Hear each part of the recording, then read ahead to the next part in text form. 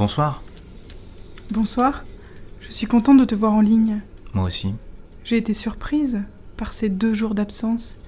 Depuis que nous correspondons, tu m'as très mal habituée. Dois-je dire, je suis content de t'avoir manqué. Tu croirais peut-être que j'ai trouvé par ce biais une façon de tester ton attachement à mon égard, mais il n'en est rien. Oh, je n'ai pas imaginé cela. Je voulais juste dire, et c'est cela qui m'agace dans le type de relation qui est le nôtre, que l'on devient vite accro, dépendant. Cela a tendance à m'exaspérer. Dois-je lutter contre cela ? Je comprends ce que tu ressens, mais je vais te dire quelque chose qui va te rassurer. Que tu es délicat. J'ai disparu pendant 48 heures pour une bonne raison. Je ne te demande pas de te justifier. Tu n'as pas de compte à me rendre.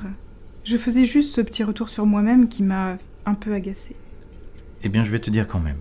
Je n'étais pas là, mais je n'étais, ou je ne suis peut-être, pas très loin de toi, puisque j'ai passé ces 2 jours à te chercher. Que veux-tu dire ? Tu es décidément bien mystérieux. Je plaisante. Mais ça aurait pu être le cas. Je ne comprends décidément rien à ce que tu me racontes. Tu as oublié que tu m'as un peu révélé ta situation géographique l'autre jour ? Non, mais je me souviens l'avoir fait effectivement assez vaguement, et juste parce que je sentais que tu avais besoin d'avoir une petite idée de là où je me trouve, pas pour t'inciter le moins du monde à te lancer sur un jeu de piste. Et si, justement, je m'étais aussitôt lancé sur ta trace ? Quelle idée ? Cela aurait bien quelque chose de romantique, mais ce serait aussi un peu absurde, voire plus encore. Absurde ? Oui, parce qu'en t'y prenant ainsi, tu n'aurais peut-être pas eu toutes les chances de me trouver, me semble-t-il. Alors qu'il aurait été plus simple de me demander si j'avais envie que l'on se rencontre, non ?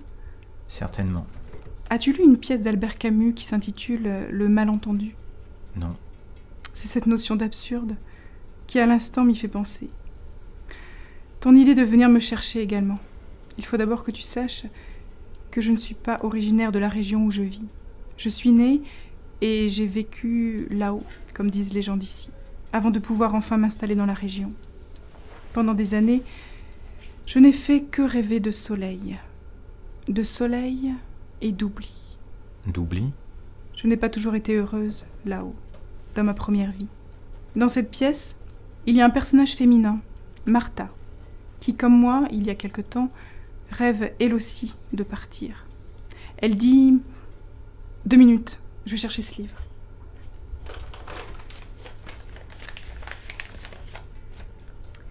J'en ai assez de porter mon âme. J'ai hâte de trouver ce pays où le soleil tue les questions. Ma demeure n'est pas ici. As-tu lu cette pièce avant de mettre le cap au sud ?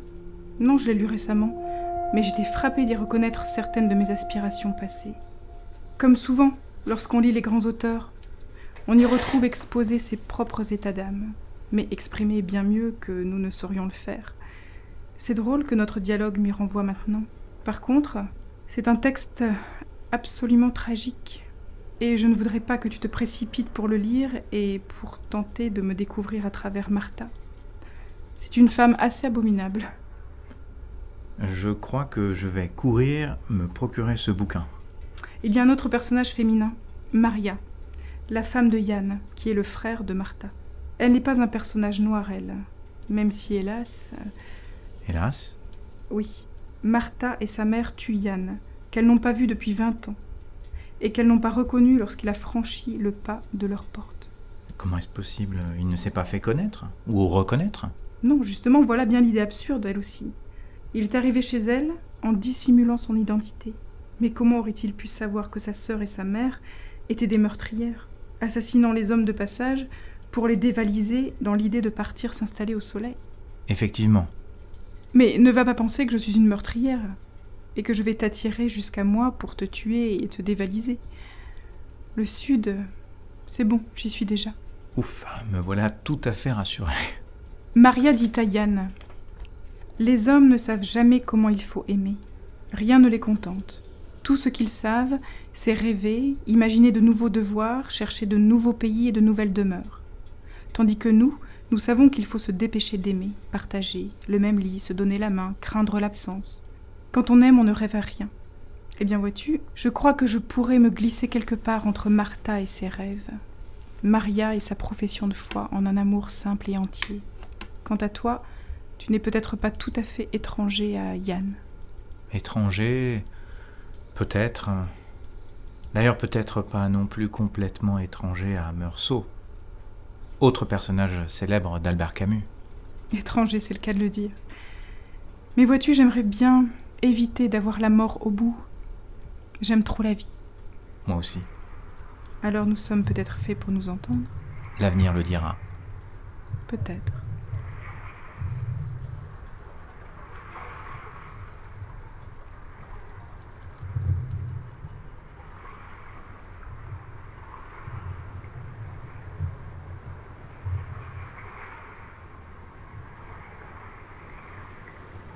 Nous avons terminé tranquillement notre discussion sans revenir sur ce qu'elle avait définitivement pris pour une plaisanterie, le fait qu'ait pu me venir à l'esprit la folle idée de traverser la France pour venir la voir.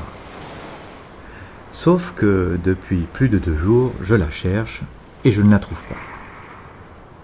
Sauf qu'au cours de cette conversation, il aurait été facile de lui confirmer que j'avais bien mis à exécution ce projet un peu baroque, mais je ne l'ai pas fait. J'ai avancé d'un pas et je me suis arrêté aussitôt après, en tâchant vite de faire oublier ce que je venais de dire. Je me suis rétracté sans l'avoir prémédité, comme d'ailleurs je n'avais pas anticipé ce que j'ai commencé de dire. D'aucuns me diraient « tu as suivi ton instinct ». Sauf qu'il s'agit là de tout sauf d'instinct, et que cette assertion ne veut d'ailleurs rien dire dans la plupart des cas. Alors de quoi s'agit-il donc? Et pourquoi ai-je parlé de Meursault? Même pas pour ne pas être en reste, et montrer que moi aussi je connais l'œuvre de Camus.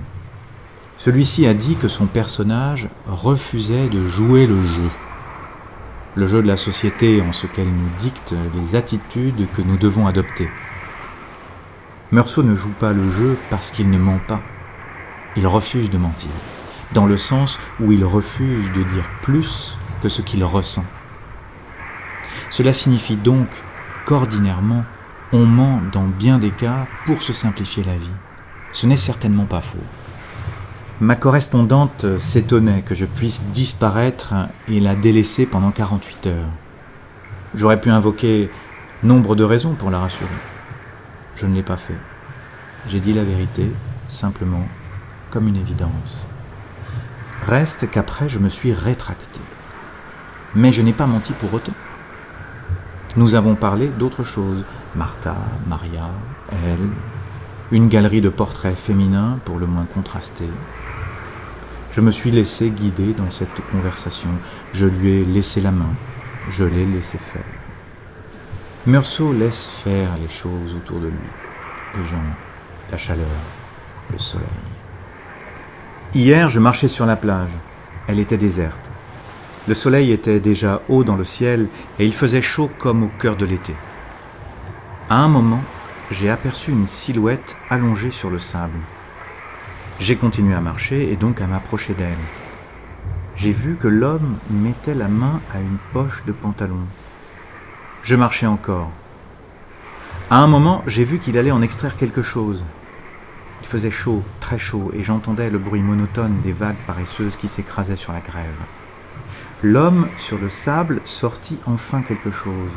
Cet objet accrocha aussitôt le soleil en provoquant un ray de lumière puissant, comme un rayon laser. Mais il ne s'agissait pas d'un couteau. Mais il ne m'attendait pas pour me régler mon compte, puisque quand je suis arrivé à sa hauteur, il m'a ignoré. Mais je n'avais pas d'arme sur moi, n'ayant de toute façon aucune raison de me défendre ou d'agresser qui que ce soit. Mais je ne suis pas un personnage de roman. Mais chaque histoire est différente de celles qui l'ont précédée et de celles qui viendront ensuite. Je mis cette conversation comme entre parenthèses. C'était la dernière que nous avons eue. Le lendemain et les quelques jours qui suivirent, je continuais néanmoins à la chercher, comme si à ce moment-là, plus rien d'autre ne comptait. Rien d'autre que le désir de vouloir parvenir à mes fins par mes propres moyens. On peut dire aussi que l'activité que cela impliquait obérait toute réflexion. Aucune raison rationnelle ne m'est venue depuis à l'esprit pour expliquer cette attitude. Je suppose donc qu'il n'en existe pas. Ce n'est pas pour autant effrayant, parce que mon projet était inoffensif. Si tel n'avait pas été le cas, on aurait peut-être pu parler d'un homicide passionnel sans mobile. Une curiosité qui n'aurait pas fait longtemps la une des médias.